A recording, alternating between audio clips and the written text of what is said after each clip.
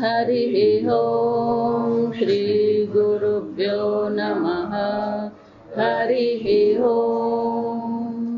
ओम शन्नो मित्रः शं वरुणः शन्नो भवत्वर्यमा शन्न इन्द्रो बृहस्पतिः शन्नो विष्णुरुक्रमः। नमो ब्रह्मणे नमस्ते वायो त्वमेव प्रत्यक्षं ब्रह्मासि त्वमेव प्रत्यक्षं ब्रह्म वदिष्यामि ऋतं वदिष्यामि सत्यं वदिष्यामि तन्मामवतु तद्वक्तारमवतु अवतु माम् अवतु वक्तारम्। ॐ शान्ति शान्ति शान्तिः।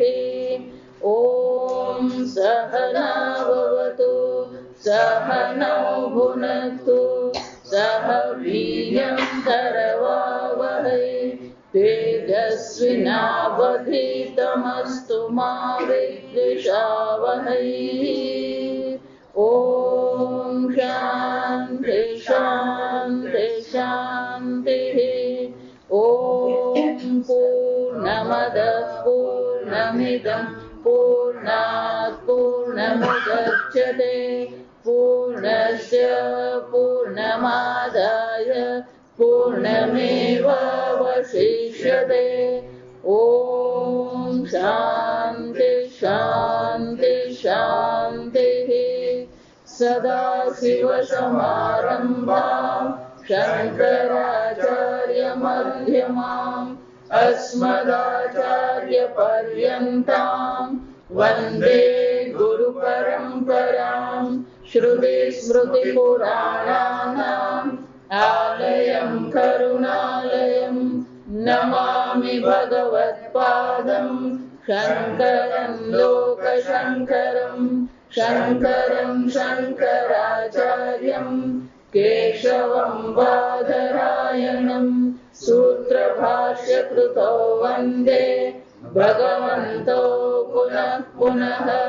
ईश्वरो गुरुरात्मेति मूर्तिभेदविभागिने व्योमवद्व्याप्तदेहाय दक्षिणामूर्तये नमः।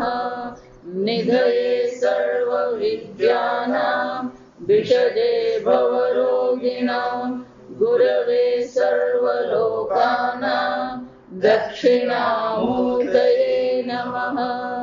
ॐ नमः प्रणवार्थाय शुद्धज्ञानैकमूर्तये निर्मलाय प्रशान्ताय दक्षिणामूर्तये नमः।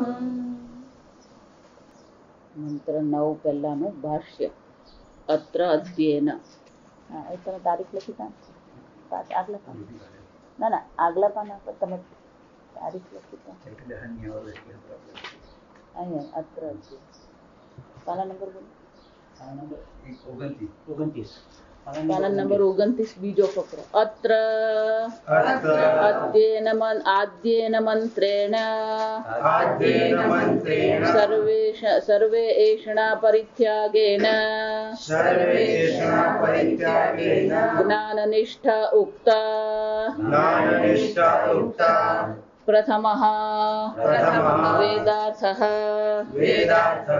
ઈશાવાસ્યમ ઇદં સર્વં મા ગૃધઃ કસ્યચિદ ધનમ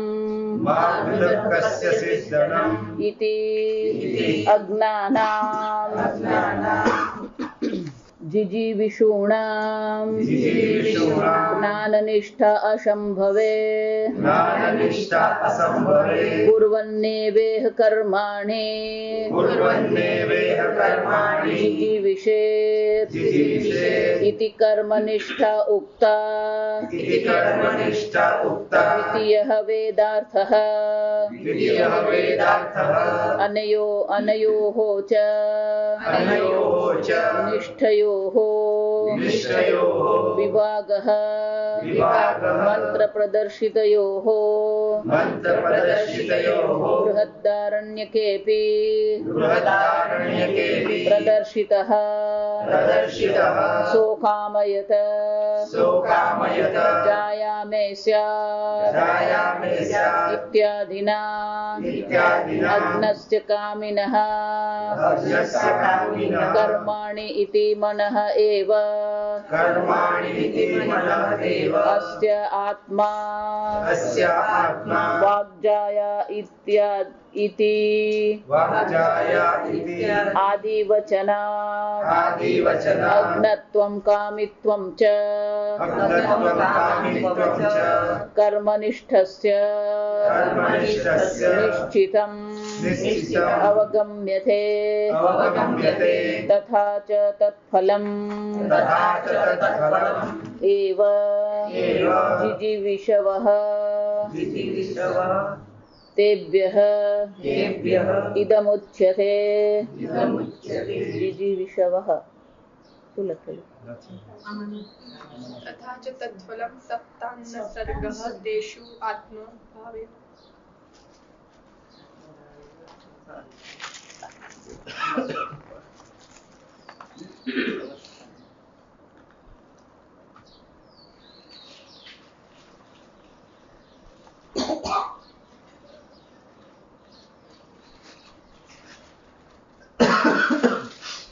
सप्तान्नसर्गः तेषु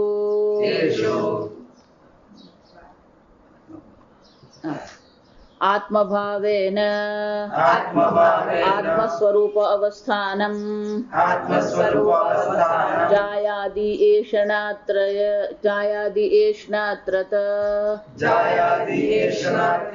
संन्यासेन च आत्मविदां कर्मनिष्ठा प्रातिकूल्येन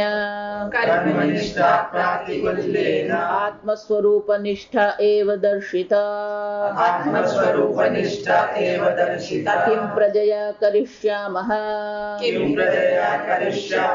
येषां नः अपमात्मा अयमात्मा स्पेलिंग मिस्टेक अयमात्मा अयं लोकः इत्यादिना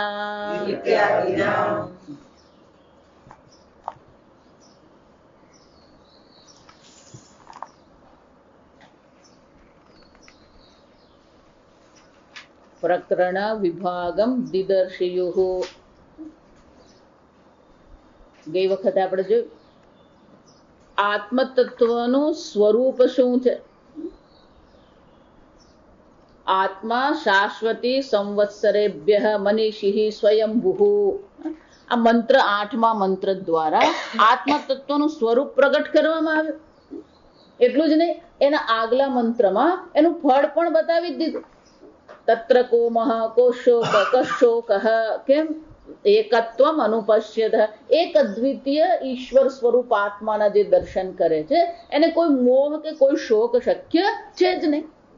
આમ ખરેખર તો અહીંયા ઘડી એ ઉપનિષદનો જે મંત્ર જે છે એ મંત્ર દ્વારા ફળનો પણ દર્શાવવામાં આવ્યું. એટલે અહીંયા ખરેખર જુઓ તો એ અંત છે અહીંયા.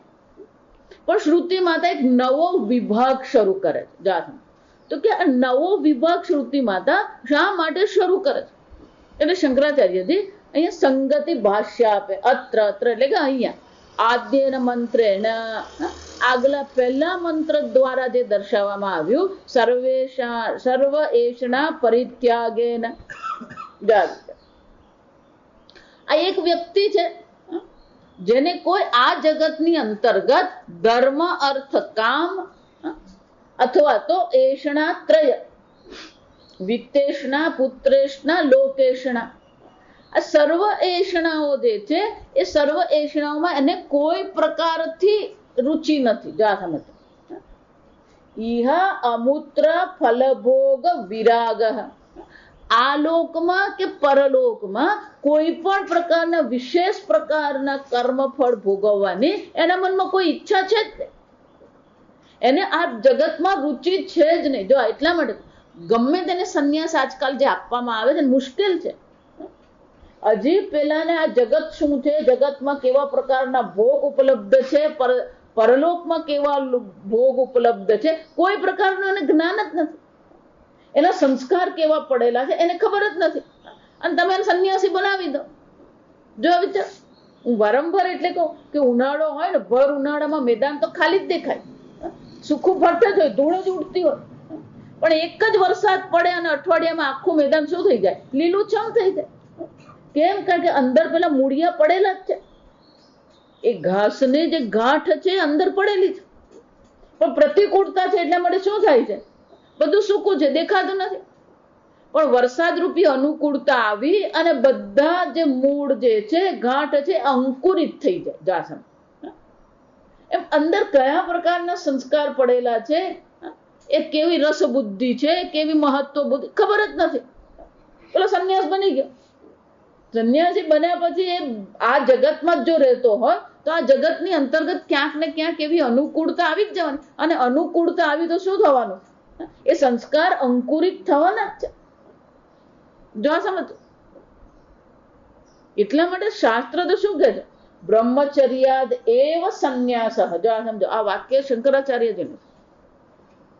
ભગવદ્ ગીતાના બીજા અધ્યાયના અંતિમ શ્લોકમાં જ્યારે ભગવાન કહે છે કે આ તત્વજ્ઞાન જેને પ્રાપ્ત થયું છે એની મુક્તિ, એના આનંદનું તો શું છે? કોઈ વર્ણન કઈ કિમુ વક્તવ્ય. શંકરાચાર્યજી ત્યાં બહુ સરસ કે છે. વાક્ય કયું છે? બ્રહ્મચર્યાદ એવ સંન્યાસ. બ્રહ્મચર્ય આશ્રમ બધાને માટે ફરજિયાત છે. બ્રહ્મચર્ય આશ્રમ એટલે 24-25 વર્ષનું એ બાળક થાય જાવીને, ત્યાર પછી જ સંન્યાસ છે. પેલો અડધેથી જ હજી તો પેલો કોલેજમાં આવેલો નહીં હોય, કોલેજમાં હજી તો આવ્યો ને પેલા શું કરી દેવામાં? એમ પછી પેપરમાં પેલી જાહેરાત આપવામાં, આટલા લોકોને સંન્યાસ દીક્ષા આપી. જાવી સંન્યાસ દીક્ષા જાહેરાતની વસ્તુ જ નથી. પહેલું જો વિચારજો, સંન્યાસ કર્યો તો જાહેરાત થાની કરવાની. જો એટલે કહું, આ શંકરાચાર્ય વાક્ય કયું લખ્યું? સર્વ એષણા પરિત્યાગેન. કોઈ પ્રકારની એષણા નથી, વિત્તેષણા નથી, પુત્રેષણા નથી, લોકેશના એટલે કે પ્રસિદ્ધિની કોઈ ઈચ્છા નથી. પ્રસિદ્ધિની ઈચ્છા નથી પણ સંન્યાસ દીક્ષા લઈને પછી ફોટો પડાવે. જો વિચારજો. પણ એ સંન્યાસની શું થઈ ગયું? વિરુદ્ધ થઈ.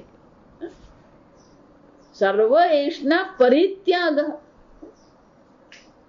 જો અને એવું માનવાનું નહીં કે ગ્રહસ્થ માટે જ છે. સંન્યાસીઓ માટે એટલું જ લાગુ પડે. વિત્તેષણા એમ કહીએ એનો અર્થ શું થયો?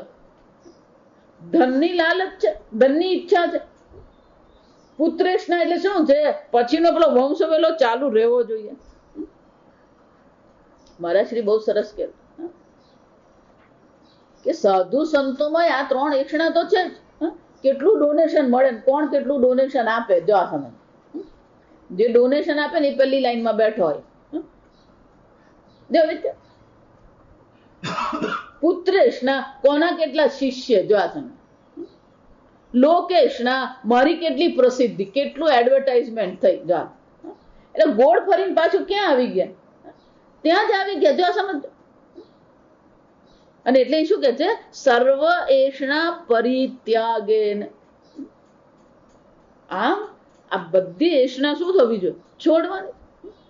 સંન્યાસ પણ કોણ લઈ શકે? વિત્તેષણા, પુત્રેષણા, લોકેશના, વ્યુત્થાય.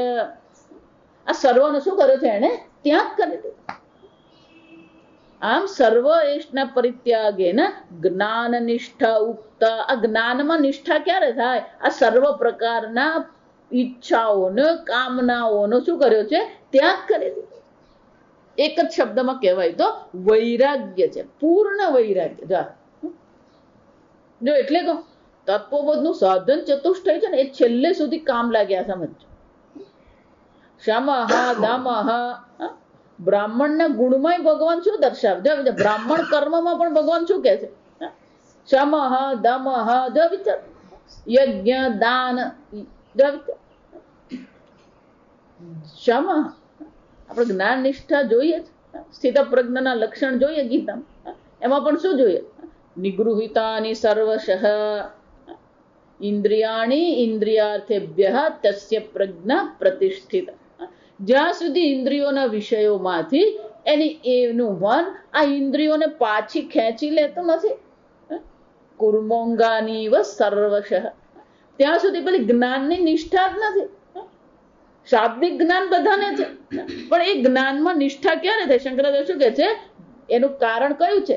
સર્વ એષના પરિત્યાગેન જ્ઞાન નિષ્ઠા ઉક્તા પ્રથમ વેદાર્થ. તો કે પ્રથમ વેદાર્થ, અહીંયા બે અર્થ થાય. પ્રથમ એટલે પ્રથમ મંત્ર, પણ આદ્યના મંત્રને એમ કહ્યું એટલે પહેલા મંત્રમાં એમ તો કહી દીધું. તો કે અહીંયા પછી પ્રથમ શબ્દનો શું થાય? એટલે પણ ટીકાકાર બહુ સરસ કહે છે. આ ટિપ્પણી છે ને, મુખ્ય તાત્પર્ય વિષયત્વાત મુખ્ય ઇત્યર્થ. પ્રથમ એટલે શું છે? એ મુખ્ય છે. ઈશાવાસ્ય ઉપનિષદનો આ મુખ્ય મંત્ર છે. એ મુખ્ય મંત્રમાં શું કરવામાં આવ્યું? આ પ્રકારથી દર્શાવવામાં આવ્યું. કેમ? તેન ત્યક્તેન ભુંજીતા, ત્યાગથી જ છે. જો સમજો, ત્યાગ કયા પ્રકારથી? ઘોડો છે જ નહીં. જો સમજો, તેન ત્યક્તેન ભુંજીતા આપણે જોઈ ગયા. કેમ? એનું અસ્તિત્વ જ નથી. જો ઘોડાનું અસ્તિત્વ જ નથી, એ જો સમજદારી આવી ગઈ તો પેલો ત્યાગનો પ્રશ્ન નહીં આવે.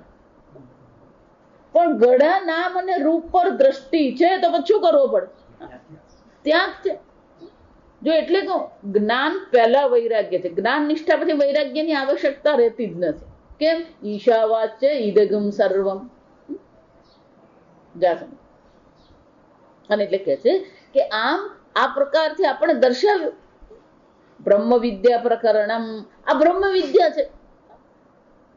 પણ ઈશાવાસ્ય ઇદમ સર્વમ મા ગૃદ કસ્યચિત ધ્વનમ ઇતિ, આ પ્રકારથી શ્રુતિ માતાએ પહેલા મંત્રમાં મુખ્ય વેદનો અર્થ સમજો. વેદનો જે અર્થ છે, કયો અર્થ છે? મુખ્ય અર્થ આપણને દર્શાવે કે આ વેદનું તાત્પર્ય છે. પણ જો એ તાત્પર્ય સમજાતું નથી તો શું કરવાનું? કુર્વન્નેવેહ કર્માણિ. એટલે શંકરાચાર્યજી કહે છે અજ્ઞાનામ જીજીવિષૂણામ. જે અજ્ઞાની છે, અજ્ઞાની છે એટલું જ નહીં, એને હજી શું છે? જીવવું છે. જીજીવિષૂણામ એટલે શું છે? હજી બીજું ઘણું જીવવું છે.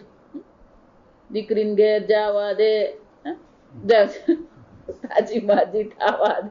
હા, આપણી બધી વાર્તાઓ જે છે ને, આ બધી વેદ સાથે જોડાયેલી. જુઓ ને, ખરેખર વિચારી, આમ જેને હજી જીવવાની ઈચ્છા છે, ભોગવવાની ઈચ્છા છે, અજ્ઞાની છે, જ્ઞાન નિષ્ઠા અસંભવે, એના માટે જ્ઞાન નિષ્ઠા કેવી છે? શક્ય જ નથી. કુર્વન્નેવેહ કર્માણિ જીજીવિષેદ ઇતિ કર્મ નિષ્ઠા ઉક્તા દ્વિતીય વેદાર્થ. આ બીજો અર્થ છે. વેદનો અર્થ કેવો છે? બીજો એટલે કે સેકન્ડરી, ગૌણ. જો આ સમજો, પ્રથમ એટલે મુખ્ય છે, અને આ અર્થ કેવો છે? ગૌણ અર્થ છે. જો સમજો, કેમ? સાધનેત્વ ને અવાંતર તાત્પર્ય વિષયત્વ. જો બે પ્રકાર, શ્રુતિ માતામાં બે પ્રકારના તાત્પર્ય છે. એક મુખ્ય તાત્પર્ય છે. મુખ્ય તાત્પર્ય કયું છે? જ્ઞાનેન મોક્ષ. જો આ સમજો, મુખ્ય તાત્પર્ય તો કયું છે? જ્ઞાનથી જ છે. અમૃતમ વિદંતી, અમૃતત્વની એને પ્રાપ્તિ થાય. આમ એ અમૃતત્વની પ્રાપ્તિ કરવી, મોક્ષ પ્રાપ્તિ કરવી, એનું મુખ્ય તાત્પર્ય. અવાંતર તાત્પર્યમ, કે અવાંતર એટલે કે ગૌણ પણ છે. તે કે ગૌણ તાત્પર્ય કેમ કીધું? કે જે અજ્ઞાની છે, હજી પૂર્ણ વૈરાગ્ય જેને થયો નથી, તો વૈરાગ્ય કેળવવા માટે એને શું કરવું પડે? ગીતામાં ભગવાન શું કે? સાંખ્ય ઉક્ત. આ સાંખ્યની તને ચર્ચા કરી. જો આવી રીતે. પણ હવે અર્જુન, આ નથી સમજાતું તો શું કરવાનું? ચોપડી બંધ કરીને પછી શું કરવાનું? ખાધું પીધું લેર કરી દાસન નહીં, પેલું કર્મયોગ છે. દાસન એટલે જ કહું, કર્મયોગ વગર વૈરાગ્ય જ નથી. ગમે એટલું પ્રયત્ન કરે ને, ગુરુજીને ગમે એટલા આશીર્વાદ ને, ગમે એટલી શક્તિપાત કરે ને, આ બધું જ કરે, રસવર્જમ, રસવર્જમ એટલે શું છે? પેલી રસબુદ્ધિની નિવૃત્તિ થતી જ નથી. ભગવાન શું કહે છે? પરમ દ્રષ્ટા નિવર્તતે. જ્યાં સુધી એ પરમ તત્વ પરમાત્મા તત્વનું જ્ઞાન થતું નથી ત્યાં સુધી રસબુદ્ધિની નિવૃત્તિ થતી નથી. જો આ સમજ. એનો અર્થ શું થયો?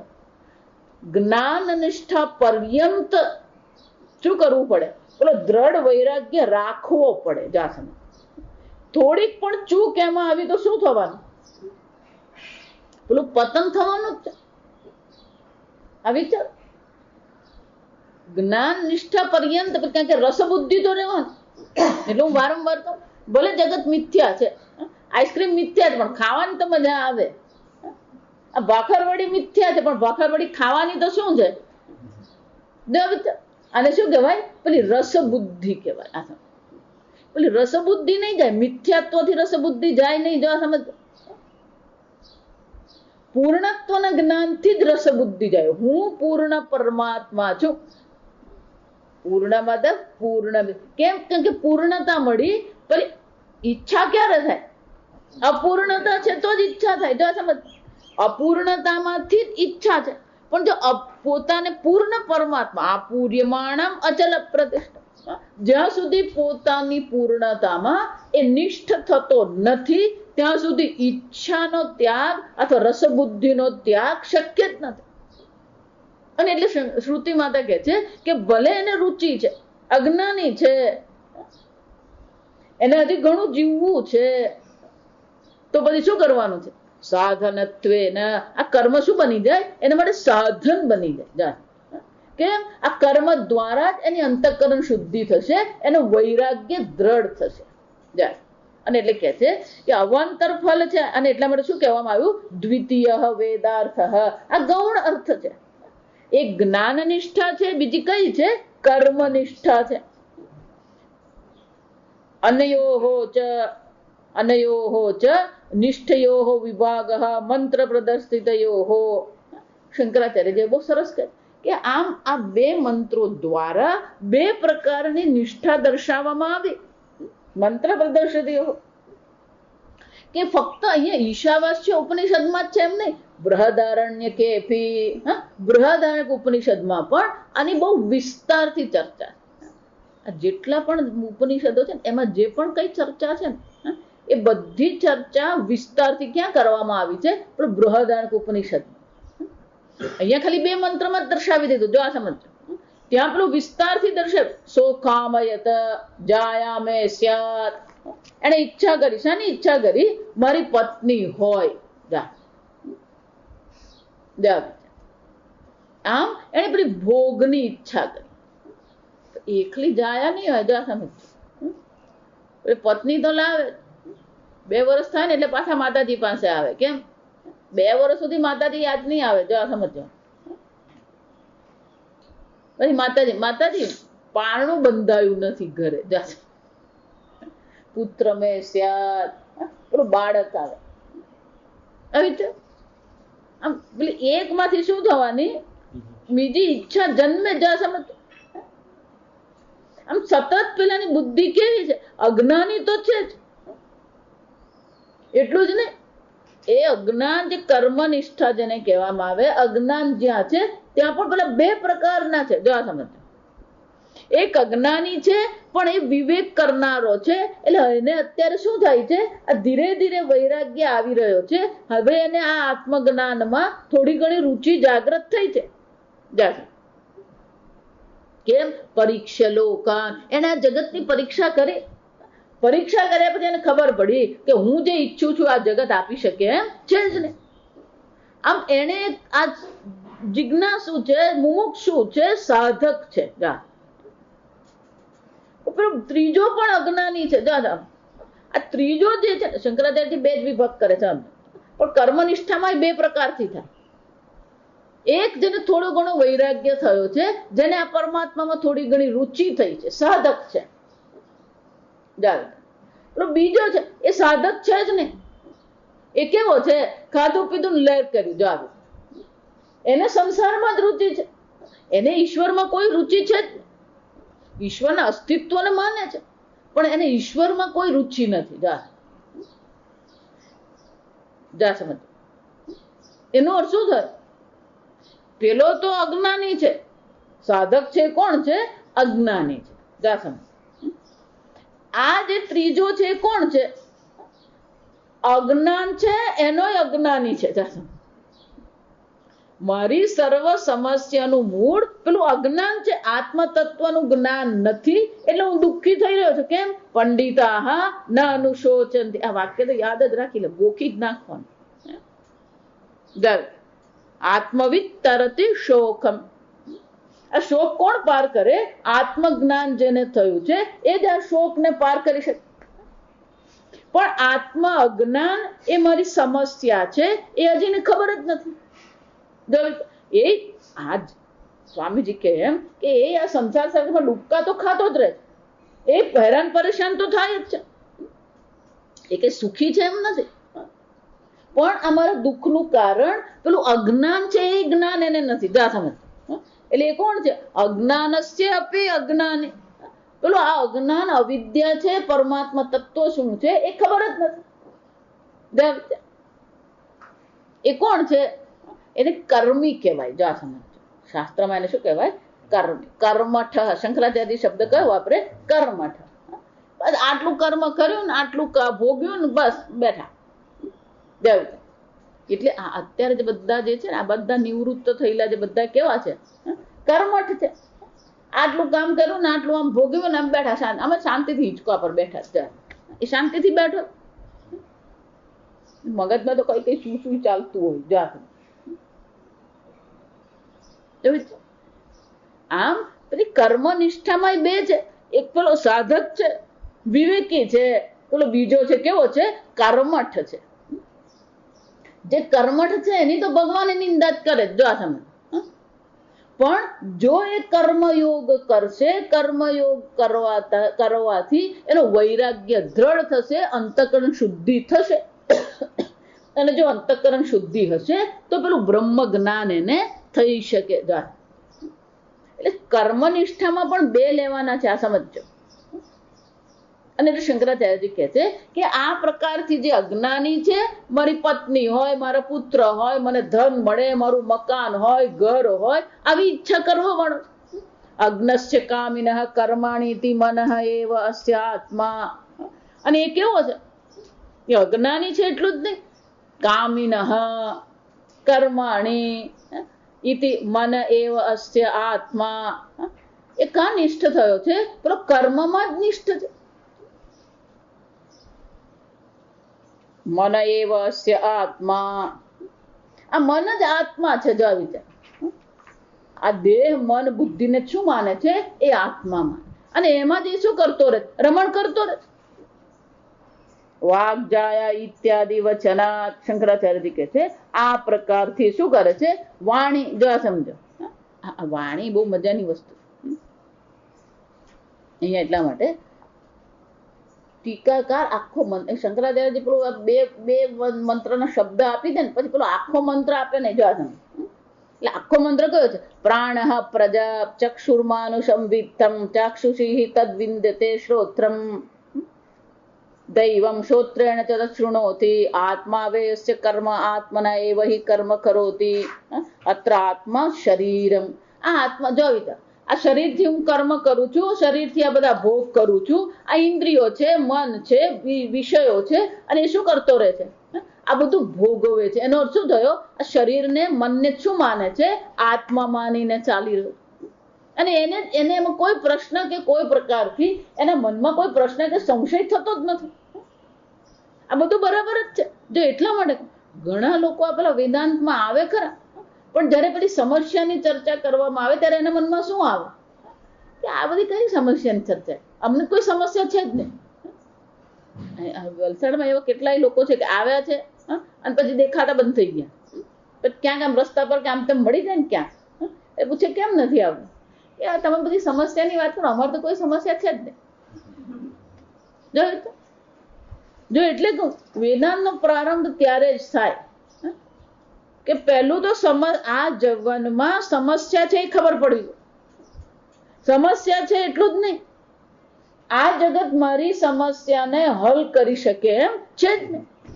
અર્જુનને એમ જ હતું, પણ અર્જુનને પછી અક્કલ આવી, નહીં પ્રપશ્યામિ મમાપનુદ્ય યચ્છોકમુચ્છોષણમ ઇન્દ્રિયાણ. અમારી ઇન્દ્રિયો, મારા મનને શોષનાર જે આ શોક જે છે એને આ જગતમાં એ શોકની નિવૃત્તિનો હું કોઈ ઉપાય જોતો જ નથી. આમ પહેલા તો હું દુઃખી છું, શોકગ્રસ્ત છું, અને શોકગ્રસ્ત જે છું એ શોકની નિવૃત્તિ આ જગતમાં નથી. આ બે જ્ઞાન થવા જોઈએ, તો જ પેલો વેદાંતમાં આવે. જાણ પણ આ બે જ્ઞાન નથી. એને શું છે? કર્મિણ. હા, એ કેવો છે? કર્મનિષ્ઠ છે. એને કર્મ સિવાય બીજું કઈ દેખાતું જ નથી. અધિકસ્ય અધિકમ ફલમ. શાસ્ત્રમાં શું કહેવાય? વધારે કર્મ કરું અને વધારે મેળવું, વધારે મેળવું તો વધારે ભોગવું. જા અને પછી શું ભોગવવું? આ બધું જ જાયા મેં સ્યાદ અથવા પ્રજાએ. કેમ આ પત્નીની ઈચ્છા કેમ કરી કે આ પત્ની હશે તો શું થશે? પ્રજાએ, આ પ્રજાની પ્રાપ્તિ થશે. અથવા વિત્તમ મેં સ્યાદ. અને પછી મને શું છે? આ પત્ની છે, છોકરાઓ છે, એ લોકોને રાખવા માટે શું જરૂર પડે? પૈસાની જરૂર તો પડે. એમને એમ ચાલ છોકરાઓ શું ખવડાવીએ? જા આ છોકરાને ભણાવવા ગણાવવા. વિત્ત મેં સ્યાદ એટલે વિત્તની પણ ઈચ્છા કરે. અથવા કર્મ કરવી. અને એટલા માટે હું શું કરું છું? હું કર્મ કરું છું. ઇતિ કામયમાનસ્ય સર્વથા એવ બાહ્ય જાયાદિ યદા ન સંપદ્યતે તદા આધ્યાત્મ જાયાદિ સંપત્તિમ દર્શયતિ. અને ત્યાં સુધી એને આ આધ્યાત્મિક જગત જે છે એ આધ્યાત્મિક જગતમાં એને કોઈ રુચિ નથી. એની રુચિ તો શું છે? આ બાહ્ય જગતમાં જ. આ બધાની ઈચ્છા કરતો રહે છે. કામય માનસ છે એટલે શું છે? સતત એનું મન આ ઈચ્છાઓથી ભરેલું છે. જો આપણને એવું લાગે ને કે બહુ શાંતિથી બેઠા, એ શાંતિથી બેઠો ને ખાલી શરીરથી જ શાંત હોય. આ સમજ બાકી અંદરથી શું થતું હોય? ગીતામાં ભગવાન શું કહે? આ બધી ઇન્દ્રિયોને શાંત કરીને બેઠો છે. ઇન્દ્રિયાણી સંયમ્ય આસ્તે, એ બેઠો છે. કઈ રીતે? ઇન્દ્રિયોને નિયંત્રણ કરી મનસા સ્મરણ. પણ મનથી તો શું કરતો હોય? જાત જાતના બધા મેલ બનાવતો હોય. જો એટલે હું કહું ક્યારે કોઈ નવરા બેસવાનું છે. નવરો બેઠો એટલે એનું મગજ શું કરવાનું છે? કંઈક ને કંઈક માથાકૂટ કરવાનું છે. કેમ? કામય માનસ છે. કારણ કે કેવો છે? અનેક ઈચ્છાઓ પડી છે મને. એવું માનવાનું નહીં કોઈ ઈચ્છા નથી. અને જેમ કે છે ના મને તો કોઈ ઈચ્છા છે જ નહીં. જો એને જાત જાતની ઈચ્છાઓ હોય. આવી છે એટલે કહું હજી અનુકૂળતા મળી નથી ને એટલે એને એવું લાગે કોઈ ઈચ્છા નથી. જ્યાં પેલી અનુકૂળતા આવે ને એટલે બધી ઈચ્છાઓ શું થવા માંડે? પ્રગટ થવા જ માંડે. અને એટલે શું કે છે? આ પ્રકારથી અજ્ઞત્વ લિંગમ. આ ઈચ્છા જે છે એ શું બતાવે છે? પેલું અજ્ઞાનનું લિંગ છે. મનાદિશુ આત્મત્વાદિ અભિમાનસ્ય અજ્ઞાન કાર્યત્વાત. આ મન આદિમાં શું છે? મન એવ. શંકરાચાર્ય ભાષ્ય કયું છે? મન એવ અસ્ય આત્મા. એના માટે આત્મા તો શું છે? મન જ છે. મન જ છે ને. દેહાદિ ઇન્દ્રિયમાં પણ શું છે? એ આત્મબુદ્ધિ કરીને જ બેઠો હતો. અને સતત એના મનમાં અનેક પ્રકારની ઈચ્છાઓ થાય છે. અને એટલે કે છે અજ્ઞત્વ ખાલી અજ્ઞાની છે એમ નથી. કામિત્વમ ચ કર્મનિષ્ઠસ્ય નિશ્ચિતમ અવગમ્યતે. એટલે શંકરાચાર્યજી કહે છે આ બહુ સ્પષ્ટ રીતે આપણે જોઈ શકીએ છીએ કે એ અજ્ઞાની છે એટલું નહીં, પણ શું છે? કામિત્વમ છે. એ કામી પણ છે. એના મનમાં અનેક પ્રકારની ઈચ્છાઓ છે. આ નિશ્ચિતમ અવગમ્યતે. શંકરાચાર્યજી કહે છે જેની કર્મમાં નિષ્ઠા છે એ માત્ર અજ્ઞાની નથી, પણ શું છે? એ કામિત્વમ એટલે કે એ કામીપણું પણ એની અંદર છે. એ નિશ્ચિતમ એ સારી રીતે આપણે નિશ્ચયપૂર્વક જાણી શકીએ. તથા ચ તત્ફલમ. બૃહદારણ્યક ઉપનિષદમાં આ પ્રકારથી પેલો કામી કેવી પ્રકારની ઈચ્છાઓ કરે છે, એને શું શું ભોગવવું છે એ બધું બતાવે. અને ત્યાર પછી એનું ફળ પણ દર્શાવવામાં આવ્યું કે આ પ્રકારની કામના છે અને આ પ્રકારનું એ કર્મ કરે છે તો એને કયા પ્રકારના ફળની પ્રાપ્તિ થાય છે એ પણ સર્વત્ર શું કરવામાં આવ્યું? દર્શાવવામાં આવ્યું છે. સપ્તાન સર્ગ તેષુ આત્મભાવેન આત્મ સ્વરૂપ અવસ્થાનમ જાયાદિ એષણાત્ર. તો કે આ જે બધી એની મનમાં ઈચ્છાઓ છે એ બધી ઈચ્છાઓને ધ્યાનમાં રાખીને ભગવાને શું કર્યું છે? સપ્તાન્ન સર્ગ, 7 પ્રકારના અન્નની ઉત્પત્તિ ભગવાને કરી છે. જો વિચારે આમ આપણને તો એમ જ લાગે દાળ ભાત શાક રોટલી અન્નમ.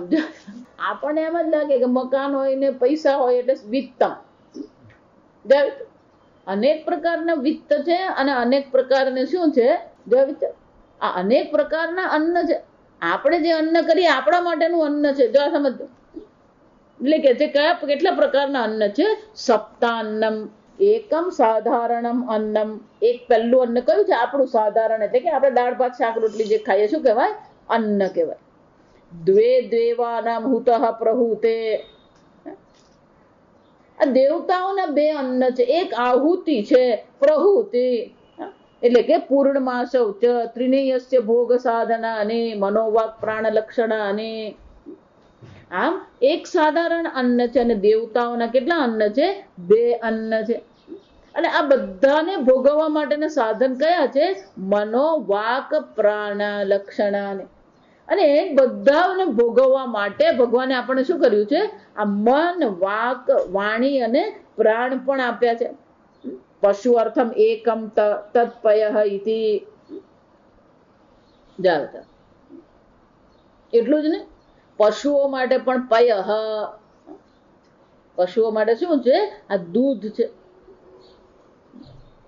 આમ આ જેટલા પણ અન્ન સપ્તાન્ન સર્ગ, આ જેવી ઈચ્છા કરી એ પ્રકારથી સૃષ્ટિમાં શું કરવામાં આવ્યું છે? 7 પ્રકારના અન્નની ઉત્પત્તિ કરવામાં આવી. અને આ 7 પ્રકારના જે અન્ન છે, જો આ સમય જાયાદિ એષ્ણાત્ર સંન્યાસેન ચ આત્મવિદામ કર્મનિષ્ઠા પ્રાપ્તિ ખુલ્યેન. શંકરાચાર્યજી કહે છે આ 2 વિભાગ શા માટે કરવામાં આવે? એકમાં પેલો કામી છે, એને આ અનેક પ્રકારની ઈચ્છા છે અને એની ઈચ્છાને અનુસાર સૃષ્ટિમાં શું કરવામાં આવ્યું છે? આ 7 પ્રકારના અન્ન એટલે કે ભોગ પણ ઉત્પન્ન કરવામાં આવ્યા છે અને ભોગના સાધન પણ એને શું છે? આપવામાં આવ્યા છે. પણ આ બધાથી જેને વૈરાગ્ય સંન્યાસેન, આ બધાથી જેને સંન્યાસ કર્યો છે, આત્મવિદામ જે આત્મજ્ઞાની છે, જેને આ બધાનો વૈરાગ્ય કર્યો છે, સંન્યાસ કર્યો છે, તો એને માટે કર્મ કોઈ પ્રકારથી ઉપયોગી છે? કર્મનિષ્ઠા પ્રાતિકુલ્યેના. શંકરાચાર્યજી આ બહુ સુંદર સમજાવ્યું. સમજ, જેને આત્મજ્ઞાન થઈ ગયું છે એને પછી કર્મની નિષ્ઠાની આવશ્યકતા નથી. યસ્તુ આત્મરતિરેવ સ્યાદ આત્મતૃપ્તશ્ચ માનવઃ આત્મન્યેવ ચ સંતુષ્ટઃ તસ્ય કાર્યમ ન વિદ્યતે. એને માટે કોઈ કાર્ય છે જ નહીં, એને કોઈ કર્મની આવશ્યકતા જ નથી. જો સમજો, એટલે તત્વજ્ઞાનની નિષ્ઠાનું એક લિંગ એ છે કે એને કોઈ કર્મની આવશ્યકતા છે જ નહીં. કર્મફળ તો પછી આવે. આ સમજો કેમ? પેલું કર્મફળ છે તો પેલું કર્મ આવે, પણ કર્મની જેને આવશ્યકતા દેખાય છે, જો વિચાર, કર્મનું કોઈ એને પ્રયોજન જ નથી. કર્મનું જો પ્રયોજન નથી તો પછી પેલું કર્તવ્ય રહેતું નથી. એટલે ભગવાન શું કહે છે? તસ્ય કાર્યમ ન. કાર્ય એટલે કર્તવ્ય, કરવા યોગ્ય કર્મ એને માટે કોઈ છે જ નહીં. સબુદ્ધિમાન મનુષ્ય શું સકૃત્સ્ન કર્મ કૃત, એને બધા કર્મ થઈ ગયા, એને કોઈ કર્મ બાકી જ નથી. આપણને તો ભોગવવાનું બાકી છે, કર્મય બાકી છે અને કર્તવ્ય. જો આ 3 વસ્તુ છે. સંસારી કોને કહેવાય? ભોગવવાનું છે, પછી પેલું કર્તવ્ય છે અને પછી કર્મ છે. અને 3 એને મરી જાય ને ત્યાં સુધી બાકી જ રહેતા હોય. પેલી કેરી ખાવાની બાકી રહી જાય, ઊંધિયું ખાવાનું બાકી રહી જાય, પેલું કર્તવ્ય. છોકરાને જોવાનું બાકી છે એટલે જ બાકી રહી છે. એમ પેલું કર્તવ્ય બાકી કરવાનું બાકી રહી જાય. અને ત્રીજું કયું છે? પેલું કર્મ. આ 3માં જ આપણી માથાકૂટ ચાલે. કર્મ, કર્તવ્ય અને શું છે? ભોગ. પણ આત્મવિદામ જે આત્મજ્ઞાનીઓ છે એને શું છે? આ ત્રણમાંનું એક ક્યાંય નથી. તો એનો અર્થ શું થયો? જ્ઞાન નિષ્ઠા અને કર્મનિષ્ઠા કેવા છે? વિરુદ્ધ છે. પ્રાતિકુલ્ય બંને કેવા છે? વિરોધી છે. જેની જ્ઞાન નિષ્ઠા છે અથવા જે જ્ઞાન નિષ્ઠા માટે પ્રયત્ન કરી રહ્યો છે એને માટે કર્મનિષ્ઠા તો કેવી છે? વિરોધી છે. જો આ સમજ, એટલે આ બંનેનો મેળ પડે એવું છે જ નહીં. પ્રાતિકુલ્ય આત્મ સ્વરૂપ નિષ્ઠા એવ દર્શિતા કિમ પ્રજયા કરિષ્યામઃ. એટલે એટલા માટે તેની પેલી નિષ્ઠા પણ દર્શાવી, અને નિષ્ઠા દર્શાવી એટલું જ નહીં, શ્રુતા બૃહદ ઉપનિષદમાં જ દર્શાવે છે. જે કામી છે એને આ બધાની ઈચ્છા છે, એને આ બધું ભોગવવું છે. જે આત્મજ્ઞાન માટે પ્રયત્ન કરી રહ્યો છે, જેને આત્મજ્ઞાન થઈ ગયું છે, એ શું કે છે? કિમ પ્રજયા કરિષ્યામઃ કિમ વિત્તેન. આ પ્રજાથી અમે શું કરીશું? આ ધનથી અમારે શું કરીશું? આમ ધન અને પ્રજા પણ એને માટે કેવા બની જાય છે? જ્યારે કોઈ પ્રકારનું નિષ્પ્રયોજન કહેવાય. શાસ્ત્રમાં શું કહેવાય? આ પ્રજા કે ધન એને માટે કોઈ પ્રયોજન છે જ નહીં. સમજો, એટલા માટે આપણને પેલું પ્રયોજન દેખાય છે. આ પ્રયોજન દેખાય ને, એ તો સંગ્રહેલો સાપે કામ લાગે, મૂકી રાખ નહીં તો. એનો અર્થ શું થયો? પેલું પ્રયોજન દેખાય. જો સમજો, એટલા માટે આ ઘરમાં જે બધી વસ્તુ ભેગી થાય ને, કોને કારણે થાય? ક્યાંક ને ક્યાંક આપણા મનમાં શું હોય? એનું પેલું પ્રયોજન દેખાય છે. આપણે એટલે મૂકી, જો પ્રયોજન દેખાતું નહીં તો એ ભંગાર વાળો કે દિવસનો લઈ ગયો હોય. આ સમજવું, વસ્તુ ભંગારમાં જતી નથી એનો અર્થ શું થયો? પેલું પ્રયોજન છે.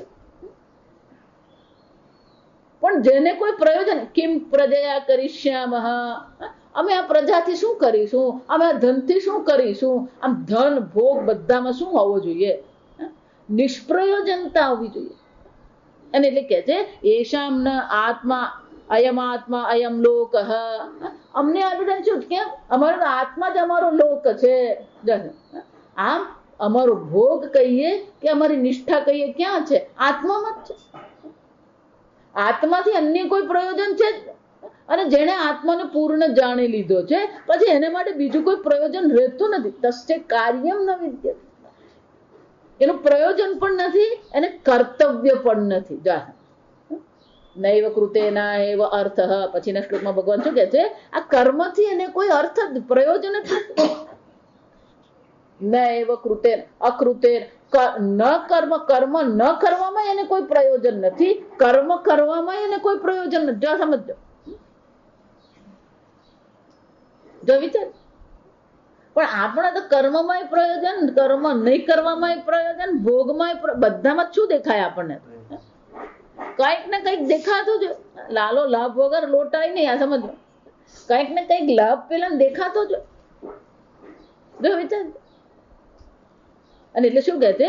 જે આત્મજ્ઞાન નિષ્ઠા જેને થઈ છે એને માટે તો શું છે? કિમ પ્રજયા કરિષ્યામઃ અયમ આત્મા અયમ લોક ઇત્યાદિના. અમારે માટે તો શું છે? આ બધી વસ્તુ નિષ્પ્રયોજન છે. અને એટલા માટે આ બધાને માટે કર્મ નિષ્ઠા કેવી છે? વિરોધી. પ્રાતિકુલ્ય, એ તો એના માટે કેવી છે? વિરોધી છે. આમ શંકરાચાર્યજી આપણને દર્શાવે છે કે આ બે વિભાગ છે. જો આ સમજ, એક કર્મનિષ્ઠાનો વિભાગ છે, બીજો જ્ઞાન નિષ્ઠાનો વિભાગ. એક વિદ્યાનો વિભાગ છે, બીજો અવિદ્યાનો વિભાગ છે. સમજો, આમ શ્રુતિ માતા બહુ સ્પષ્ટપણે આ બે વિભાગ દર્શાવે છે. પણ હવે જે નવમો મંત્ર જે છે, એ નવમો મંત્ર જરાક વિશેષ પ્રકારનો. કેમ? કારણ કે એમાં અવિદ્યાની પણ નિંદા કરવામાં આવી અને પેલી વિદ્યાની પણ નિંદા કરવામાં આવી. એટલે પેલી અવિદ્યાની નિંદા તો આપણે સમજી શકીએ, પણ પેલી વિદ્યાની નિંદા કરે ને આપણું મગજ ચક્રાવે ફરે. એટલા માટે શાસ્ત્રમાં કયા શબ્દનો કયો અર્થ કરવો એને માટે પણ શું કરવું પડે? પરંપરાની આવશ્યકતા પડે. સમજો, તો ત્યાં વિદ્યાનો અર્થ શું કરવાનો છે? ઉપાસના કરવાનો છે. જે કર્મ આપણે જોઈ ગયા છે આગળ, મુંડક જે માત્ર કર્મ કરનારો છે અને બીજો એક કર્મ પણ કરે છે અને ઉપાસના પણ કરે છે. પણ ઉપાસના પણ છેવટે કર્મ છે, આ સમજો. પણ કર્મ અને ઉપાસના બંને કરનારો છે. જાઓ આ કોના જેવું છે? શ્રુતિ માતા આ 9મા મંત્રમાં પેલી નિંદા કરે છે. આ સૂર્યા નામ તે લોકાહ. આ નિંદા જે શ્રુતિ માતા કરી રહી છે. શ્રુતિ માતા પેલી કર્મની નિંદા કરે. તો કે કર્મની નિંદા કરે તો કર્મ નકામું છે, એટલે હવે શું કરવાનું? કર્મ છોડી દેવાનું. શ્રુતિ માતા પેલી ઉપાસનાની નિંદા કરે છે, એટલે ઉપાસના પણ શું કરવાની? છોડી દેવાની. જો વિચાર આ કોના જેવું છે? તો છોકરો રમતો હોય, હું આખો દાડો રમ્યા કરે, ભણ ને જાય. એટલે આપણે કોની નિંદા કરી? બોલે રમવાની નિંદા કરી અને ભણવાની શું કરી? પ્રશંસા. પણ ધારો કે કોઈ છોકરો આખો દિવસ બેસીને ભણ્યા જ કરતો હોય, તો વાંચ્યા કરતો હોય, તો આપણે એને શું કહીએ? અરે જરાક રમવા તો જા. પેલો રમે એને એમ કે અલે ભણ. પેલો ભણ્યા કરતો એને શું કહીએ? એટલે બહાર નીકળ, બહાર રમવા જા. જરાક રમ્યા જાય. તો બોલે ભણવાની નિંદા કરી, રમી આવ થોડીક વાર, એમ કે ભણવાની નિંદા થઈ. જા વિચાર, રમવાની જરૂર છે અને ભણવાની શું છે? એટલે જે એક વસ્તુ પકડીને બેસે ને એ મૂર્ખ છે, આ સમજ. કેમ? હું તો મારે એકલો, હું બધું મારી રીતે ફોડી લઉં. વારંવાર એટલે કહું, આ જગતમાં કોઈ એકલોય નથી, કોઈ સ્વતંત્ર પણ નથી. તમારા જીવન જીવવા માટે તમને શું છે? આખા જગતની જરૂર છે. જો આ સમજ, સમાજની જરૂર છે, જગતની જરૂર, બધાની જ જરૂર. હું મારી રીતે ફોડી લઈશ. એ પેટમાં ભૂખ લાગે ને તો ખબર પડે બરી.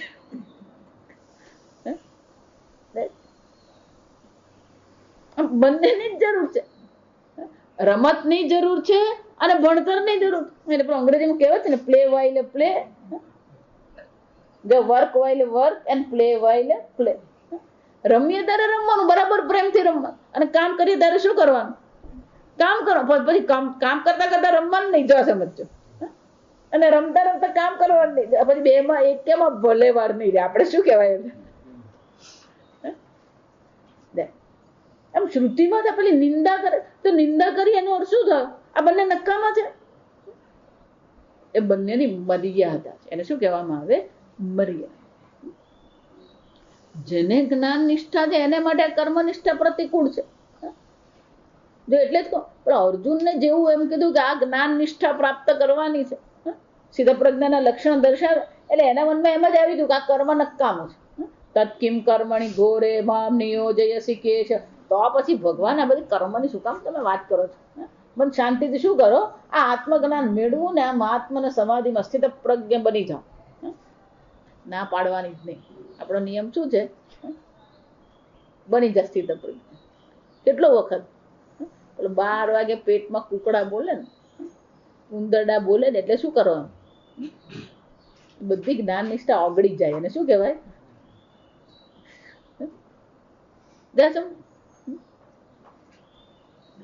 કેમ? આ શરીરને પણ શું કરવાની જરૂર?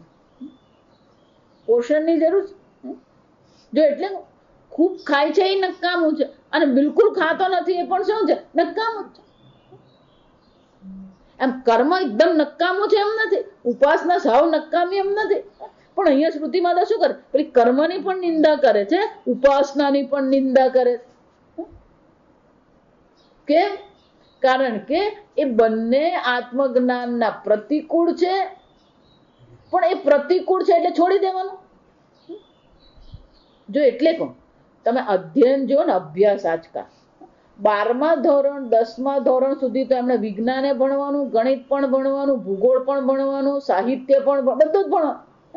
કેમ? કારણ કે આટલું સામાન્ય જ્ઞાન તો જરૂરી જ છે.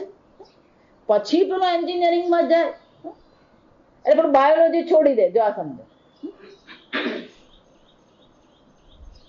પણ મારો છોકરો તો એન્જિનિયર જ બનવાનો છે, એને બાયોલોજીની કઈ જરૂર હતી, એટલે પહેલેથી જ શું કરવાનું, જીવ વિજ્ઞાન ભણાવવાનું જ નહીં, એવું છે. મારો છોકરો તો મેડિકલમાં જ જવાનો છે, એટલે પછી એને ગણિતની શું છે, જરૂર જ નથી. જો સમજ, અમુક પ્રમાણમાં તો શું છે, ગણિત અને વિજ્ઞાન અને સાહિત્ય જરૂરી, ભલે વૈજ્ઞાનિક બનવાનો હોય તો પણ એને ગુજરાતી, હિન્દી ને અંગ્રેજી તો શું કરવાનું, શીખવાનું જ છે. જો સમજ, એ ભલે વૈજ્ઞાનિક બનવાનો હોય પણ એટલે એને ગુજરાતી ભણવાનું જરૂર નથી, સાહિત્યની કોઈ જરૂર નથી, એવું નથી. જો સમજો, દરેક વસ્તુનું એક સ્થાન છે અને દરેક વસ્તુની એક મર્યાદા છે. એટલે શ્રુતિ માતા આ નિંદા દ્વારા એ વસ્તુને શું કરવા માંગે છે, એની મર્યાદા દર્શાવે છે. પણ એ સાવ નકામું છે એમ નથી કહેતા. જો સાવ નકામું એમ કહે તો ગરબડ છે. આ સમજો, એટલે ઉપાસના પણ આવશ્યક છે, કર્મ પણ આવશ્યક છે. કર્મણા પિતૃલોક વિદ્યા દેવલોક. આ કર્મથી પિતૃલોકની પ્રાપ્તિ થાય છે. વિદ્યા, આ ઉપાસના દ્વારા, કર્મ ઉપાસના સહિત કર્મ દ્વારા શું થાય છે, દેવલોકની પ્રાપ્તિ થાય. આમ આ બધું વસ્તુ આવશ્યક છે. પણ એમાં ત્રીજું પણ છે કે આ બધું જ જો આપણે નિષ્કામ ભાવથી કરીએ, જો આ સમજો, સકામ ભાવથી નહીં પણ શું કરીએ, નિષ્કામ ભાવથી કરીએ, અથવા તો ઈશ્વરાર્પણ બુદ્ધિથી કરીએ, પ્રસાદ બુદ્ધિથી જો કરીએ તો એ જ વસ્તુ આપણા અંતઃકરણને શું કરે છે, શુદ્ધ કરે. એટલે અર્જુનને જે પેલો કર્મ પ્રત્યેનો વિરોધ હતો એ 5મા અધ્યાયમાં પણ ફરીથી એને વિરોધ પ્રગટ કર્યો કે ભગવાન કર્મ શા માટે કરાવો તમે. ત્યારે ભગવાન શું કહે, યોગ મનસા બુદ્ધ્યા ઇન્દ્રિયૈ યોગિનઃ કર્મ કુર્વન્તિ. આ યોગી શું કરે છે, મનથી, ઇન્દ્રિયથી, શરીરથી શું કરી રહ્યો છે, કર્મ કરી રહ્યો. કેમ, આત્મશુદ્ધયે. શાના માટે કર્મ કરે છે, આત્મશુદ્ધિ માટે. આમ જે નિષ્કામ ભાવથી મારે આ ભોગવવું છે, પેલું ભોગવવું છે, એવા ભોગ બુદ્ધિથી નહીં, પણ શાના માટે, આત્મશુદ્ધયે, અંતઃકરણ શુદ્ધિ માટે કર્મ. જો એટલે કીધું 3 પ્રકારના લોકો છે. એક કર્મનિષ્ઠ છે, જે સકામ કર્મ કરનારો, આટલું કર્મ કરવું ને આટલું ભોગવવું. પણ બીજું નિષ્કામ છે, એને કર્મ કરે છે પણ કર્મફળમાં કોઈ એને રુચિ નથી. જાહી બીધી રાખે રામ, તાહી બીધી રખીએ. કોઈ વિશેષ કર્મફળની એને જીવનમાં આવશ્યકતા નથી, પણ એને શાની જરૂર છે, આત્મશુદ્ધયે, અંતઃકરણ શુદ્ધિ માટે કર્મ કરે, ઈશ્વરાર્પણ બુદ્ધિથી એ કર્મ કરે. અને પેલું ત્રીજો છે જે જ્ઞાની છે, એને કર્મનું કોઈ પ્રયોજન રહેતું નથી. આમ શંકરાચાર્યજી કહે છે કે આ વિભાગ જે દર્શાવવામાં આવ્યો છે, અને હવે પછી જ્યાં નિંદા કરવામાં આવશે, એ નિંદા શાના માટે કરવામાં આવે છે કે જે પેલો અજ્ઞાનમાં બેઠો છે અને આત્મજ્ઞાનની એને કોઈ રુચિ નથી, જાણકારી નથી, એને જગાવવા માટે શું કરવામાં આવે કે આટલું જ તારું જીવન નથી, ખાધું પીધું ને લહેર કર્યું આપણું જીવન નથી, પણ શું છે, એનાથી પણ કંઈક વિશેષ પ્રયોજન, બ્રહ્મ વિદ્યા એવું કોઈક પ્રયોજન છે, અને એ પ્રયોજન આપણું મુખ્ય રહેવું જોઈએ. અને એ જ મુખ્ય છે. એટલે શું કીધું, પ્રથમ વેદાર્થ. આ વેદનો મુખ્ય અર્થ તો શું છે, આ પરમાત્મા તત્વને જાણવું, એ જ આપણા જીવનનું લક્ષ્ય છે. પણ એ લક્ષ્યની સિદ્ધિ માટે શું કરવા, મારે તો હિમાલય જવું છે. અને પણ તારે હિમાલય જવું જ બરાબર છે. જોયું છે, હમણાં જ એક ભાઈ મને કે ટિકિટ બુક કરાવી આપો. એટલે મેં કહું વેકેશનમાં કોઈ ટ્રેનની ટિકિટ મળે નહીં, ગમે એટલા ઊંચા નીચા થઈએ તો પણ શું છે. જોયું છે,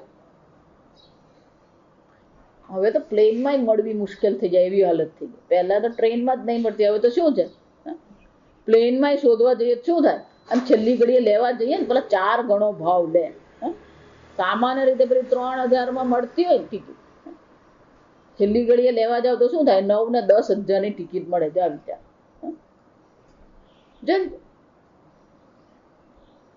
તમારે જવું છે હિમાલય, વાત સાચી છે, પણ ટિકિટ તો 2 મહિના પહેલા શું કરવી પડે, બુક કરાવવી પડે. એમ મારે આત્મજ્ઞાન મેળવવું, મેળવવું છે, ચિંતા નથી, આપણે મેળવીએ આત્મજ્ઞાન, પણ એને માટે શું કરવી પડે? પૂર્વ તૈયારી. એને શું કહેવાય? પૂર્વ તૈયારી. પેલો હિમાલયમાં જવું ને તેની પૂર્વ તૈયારી એટલે બધી જ કરવી પડે. એટલા માટે જે લોકો આ સિદ્ધિ વેદાંતની નામ આ બ્રહ્મજ્ઞાનની વાત કરે ને એનાથી દૂર રહેવાનું. આ સમજજો. કેમ? કારણ કે એ લોકોને એમ જ છે કે બ્રહ્મજ્ઞાન જ શ્રેષ્ઠ છે. એટલે બ્રહ્મજ્ઞાન શ્રેષ્ઠ છે, પણ તું કોની સાથે વાત કરે એ તો જો તું. કર્મ અજ્ઞાનામ કર્મ સંગીનામ સર્વમ બ્રહ્મેતિ યો વદેત. જો આ શ્લોક છે. જે અજ્ઞાની છે કર્મ સંગી નામ, જે કર્મી છે જેને કર્મમાં જ રુચિ છે. જો એટલે આ કર્મમાં રુચિ એટલે કે નવરો બેસે ને તો ઊંઘી જ ગયો હોય. આ સમજો. જરાક નવરાશ મળે ને 2 માળા કરે ને 2 મંત્ર બોલે એટલે પેલો ઊંઘી ગયેલો હોય. એનો અર્થ શું થયો? હજી એની નિષ્ઠા ક્યાં છે? કર્મમાં જ છે. એને આ ટીવી પર પેલું પિક્ચર 3 કલાક જો કઈ વાંધો નહીં આવે, પણ 3 કલાક સુંદરકાંડ નો પાઠ કરવા કે તો અડધો કલાકમાં ઊંઘી ગયો હોય. આ બધા કોણ છે? કર્મનિષ્ઠ છે, કર્મઠ છે. આ બધા કર્મઠ છે, કર્મ સંગી નામ. અજ્ઞાની તો છે અને એની નિષ્ઠા ક્યાં છે? કર્મમાં છે. એને શું કહેવામાં આવે? સર્વમ બ્રહ્મેતિ યો વદેત. જેને એમ કે છે કે સર્વ બ્રહ્મ છે. સમહા નિલય જાલે. આ વાક્ય બહુ મજાનું છે. લોકો એનો ઊંધો અર્થ કરે. જે અજ્ઞાની છે, જે કર્મનિષ્ઠ છે, એને જો સર્વ બ્રહ્મ એમ કહેવામાં આવે તો એ નરકમાં જાય. એ નરકમાં નહીં જાય, જે કહેવા વાળો છે ને એ નરકમાં જાય. જો સમજ. હકીકતમાં શ્લોકનો અર્થ એવો જ છે. કેમ? કારણ કે એને શું કર્યું છે? એને ગેરમાર્ગે દોર્યો. એટલે હું વારંવાર કહું, કર્મનો ત્યાગ નથી, પણ કર્મ પાછળની ભાવના આપણે બદલવાની જરૂર છે. આ ઈશ્વર અર્પણ બુદ્ધિથી હું કરું છું, આ સેવા કરું. જો એને સેવા ભાવ કહેવાય. એને શું કહેવામાં આવે? સેવા ભાવ. સેવા ભાવ આવે ને તો પછી ફરિયાદ નહીં હોય. આ સમજો. ફરિયાદ કરે એનો અર્થ શું થયો? હનુમાનજી ક્યારેય રામજીને કોઈ ફરિયાદ કરી નથી. સેવા કરતા હતા. પણ મહારાજ આપણો અંગત માનતો નથી, પણ તું કર ને. અંગત નથી માનતો.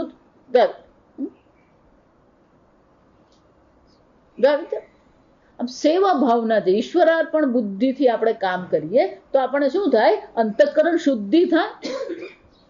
આમ શંકરાચાર્યજી કહે છે, આગળ દર્શાવશે બધું, કે આ બંનેની નિંદા કરવામાં આવશે, પણ એ નિંદા શાના માટે કરવામાં આવે? કે એમાંથી આપણી બુદ્ધિ હટીને પેલી બ્રહ્મ વિદ્યામાં રુચિ થાય. પણ એ બ્રહ્મ વિદ્યામાં રુચિ થયા પછી આ બેનો ત્યાગ નથી કરવાનો. સંન્યાસસ્તુ મહાબાહો દુઃખમ આપતું અયોગત. જેને કર્મયોગ બુદ્ધિથી જીવન વિતાવ્યું નથી, એના માટે આ સંન્યાસ તો શું બની જાય છે? દુઃખનું કારણ બને. આમ શ્રુતિમાં આપણે કર્મ અને ઉપાસનાની હવે નિંદા કરશે, પણ એ નિંદા કરે એટલે એનો અર્થ કે ત્યાગ નથી કરવાનો. એટલે વિદ્યાની પણ નિંદા છે, અવિદ્યાની પણ નિંદા છે. કેમ? કારણ કે બંનેની પોતાની મર્યાદા છે. આ મર્યાદા દર્શાવવા માટે શ્રુતિમાં શું કરે છે? આ નિંદા કરે. નિંદા નતુ નિંદાર્થે. આ નિંદા પણ નિંદા માટે નથી કરવામાં આવી. શાના માટે કરવામાં આવી? કે એ નિંદા કરીએ તો પછી એમાંથી આપણી બુદ્ધિ શું થાય? હટે. કર્મ અને ઉપાસનાની નિંદા કરીએ તો પછી પેલી બ્રહ્મ વિદ્યામાં રુચિ થાય. આમ નિંદા ત્યાગ માટે નથી કરવામાં આવી, પણ પેલી બીજી વસ્તુમાં શું થાય? એને રુચિ થાય. બ્રહ્મ વિદ્યામાં આત્મજ્ઞાન નિષ્ઠામાં રુચિ કરાવવા માટે અહીંયા આગળ શું કરવામાં આવ્યું છે?